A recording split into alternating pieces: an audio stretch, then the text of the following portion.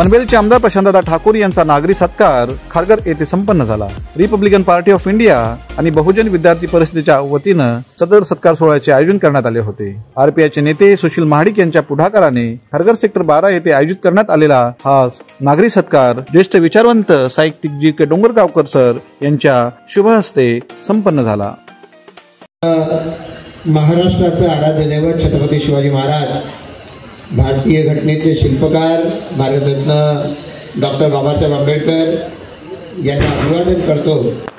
आणि आज आपल्या Republican party of India, Athawale प्रणित बहुजन विद्यार्थी परिषद आणि रामदास आठवले फाउंडेशन यांच्या वतीने आयोजित करण्यात आलेल्या या नागरी सत्काराच्या निमित्तानं आज आपल्या कार्यक्रमाचे अध्यक्ष डोंगरगावकर सर, या ठिकाणी उपस्थित असणारे सन्माननीय चंद्रशेखर कांबळेजी, ज्यांनी या कार्यक्रमाचं आपल्या सर्वांसाठी आयोजन केलेलं आहे, ॲडव्होकेट सुशील महाडिकजी, आयुष्यमान मल्हारी घाटविसावेजी, मंचावर उपस्थित असणारे प्रभाकर कांबळेजी, विजय पवारजी, या ठिकाणी उपस्थित असणारे मंचावरील सन्माननीय विजय पाटील, ब्रिजेश पटेल, या ठिकाणी उपस्थित असणारे किरण पाटीलजी, त्याचबरोबर अमर उपाध्याय, या मंचावरती उपस्थित असणारे सुशीलजींच्या सोबतीनं या कार्यक्रमाचं आयोजन करणारे माणिक लोंढेजी, या ठिकाणी उपस्थित असणारे यशपालजी, उपस्थित असणारे सर्वच मंचावरचे सहकारी,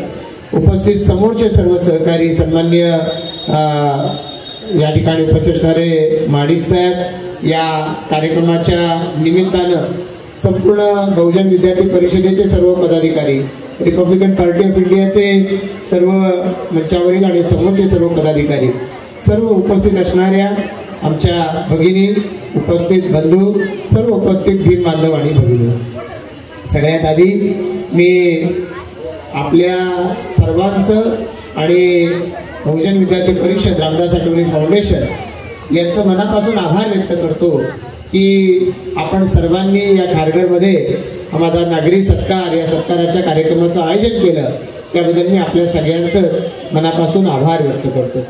खरं तर आपण सगळेच जण या देशाचे एक प्रमुख नेतृत्व आणि या देशाच्या घटनेचे शिल्पकार डॉक्टर बाबासाहेब आंबेडकर यांचे उपकृत आहोत। आज आपण 25 तारखेला हा कार्यक्रम घेतोय, म्हणजे प्रजासत्ताक दिनाच्या पार्श्वभूमीवरती हा कार्यक्रम घेतोय की या देशाला घटना दिली गेली, संविधान स्वीकारलं गेलं, ही तारीख होती 26 जानेवारी 1950।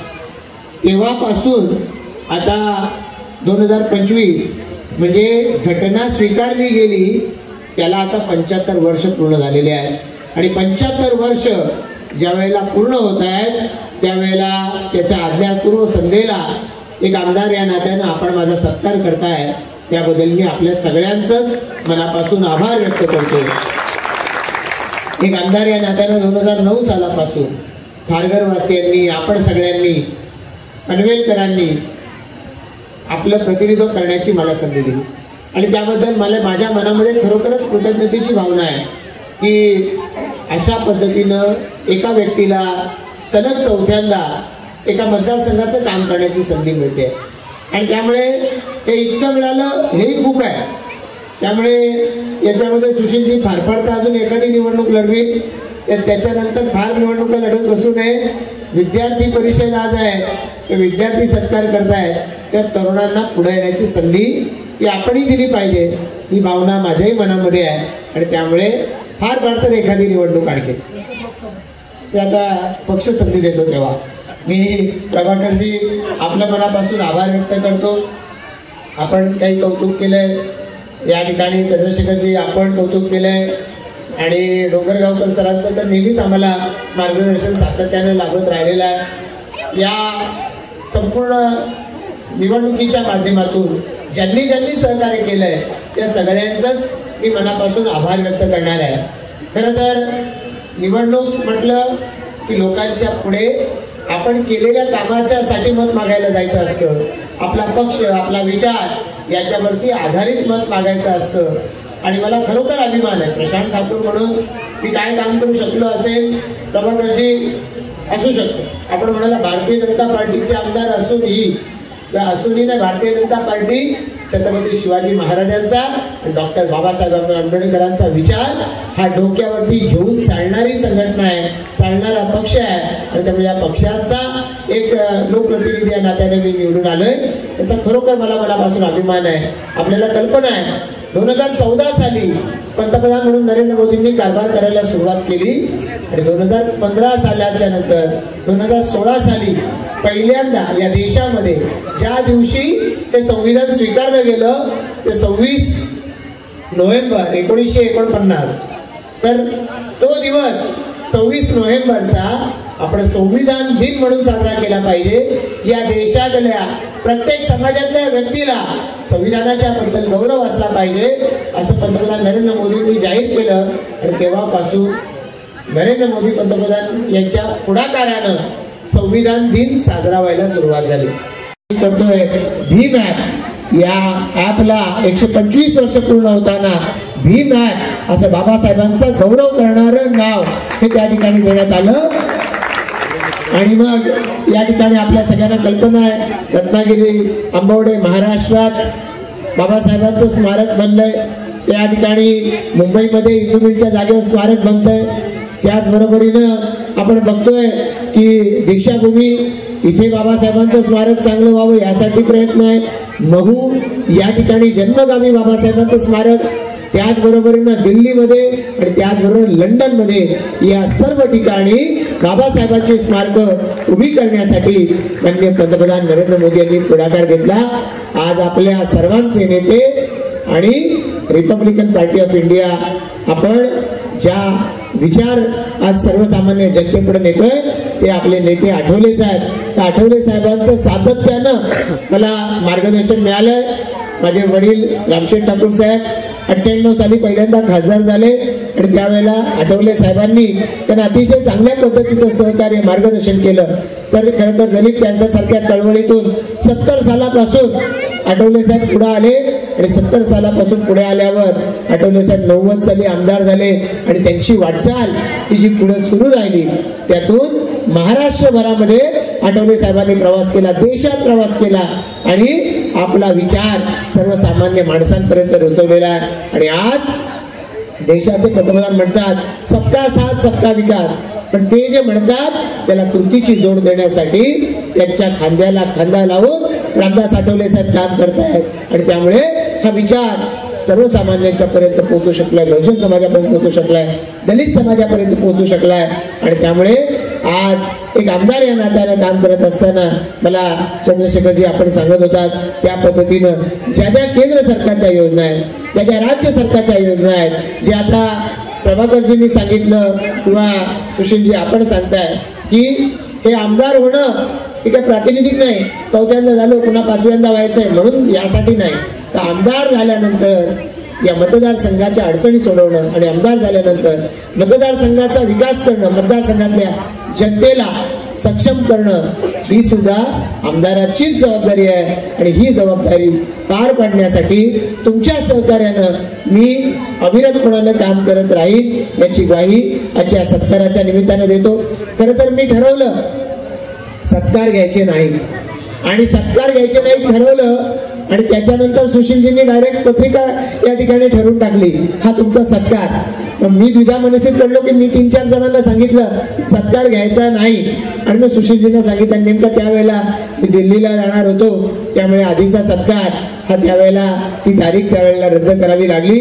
पण म्हटलं चुकीचा संदेश जाऊ नये म्हणून या ठिकाणी आज पुन्हा या कार्यक्रमाचं आयोजन इतक्या दिमाखामध्ये सुशीलजी आपण त्याचबरोबर मल्हारी घाटविसावेजी आणि त्यांच्या बरोबरनं या संपूर्ण रामदास आठवले फाउंडेशन आणि बहुजन विद्यार्थी परिषदेच्या सर्व सहकार्यांनी मिळून केलंय.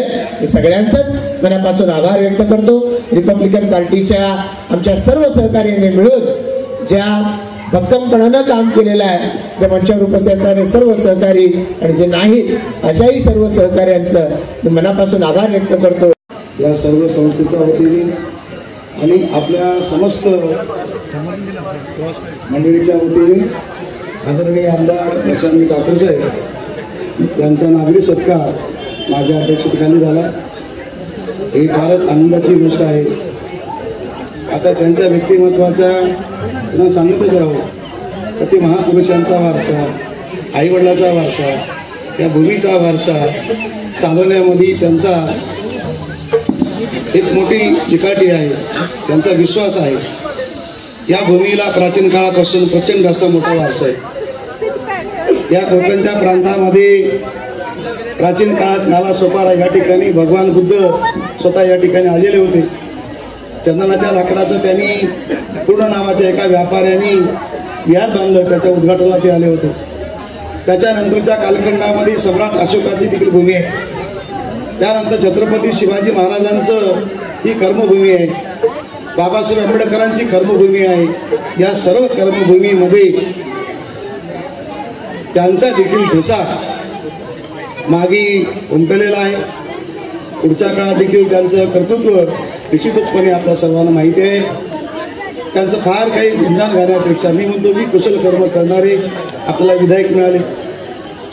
मंगल त्यांच्या भावना जे आहेत अत्यंत मंगल आहेत आणि भवतु सब मंगल, सगळ्यांचं भलं झालं पाहिजे, इथं कुणाचंही वाटोळ होता कामा नाही, अशा प्रकारची भावना असलेला लोकप्रतिनिधी आपल्या पनवेल विधानसभेला मिळाले ही एक अत्यंत आनंदाची गोष्ट आहे.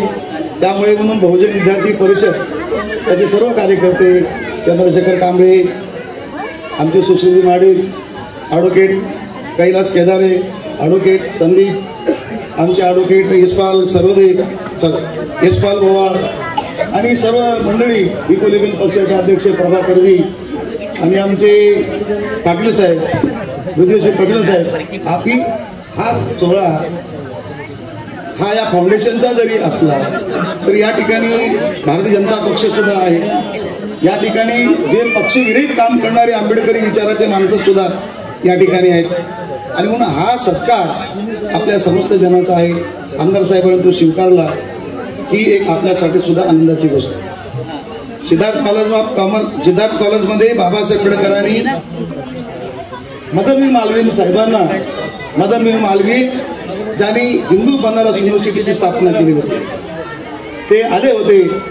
त्या वेळामध्ये त्यांनी हिंदू म्हणजे कुणाला म्हणायचं, हिंदूचं काय आहे, हे तुमचं काय केलं पाहिजे आणि ते का करणं गरजेचं आहे याचे पूर्ण व्याख्यान बाबासाहेबांच्या उपस्थितीमध्ये सिद्धार्थ कॉलेज दिले होते.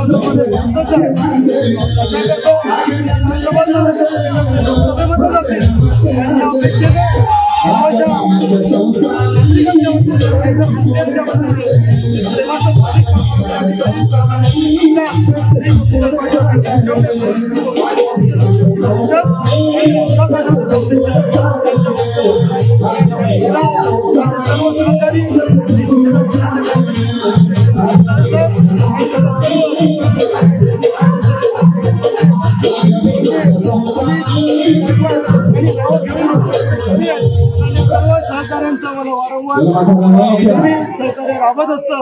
त्यांच्या माध्यमातून मी उभा राहतो, त्यांच्या माध्यमातून मी कार्यक्रम यशस्वी करण्याचा प्रयत्न करतो. मी म्हणत नाही की माझे प्रत्येक कार्यक्रम 100% फार यशस्वी होतात. माध्यमातून जे काही थोडं कार्यक्रम प्रयत्न करतो आणि विजयाचा चौकार मारलेले आमदार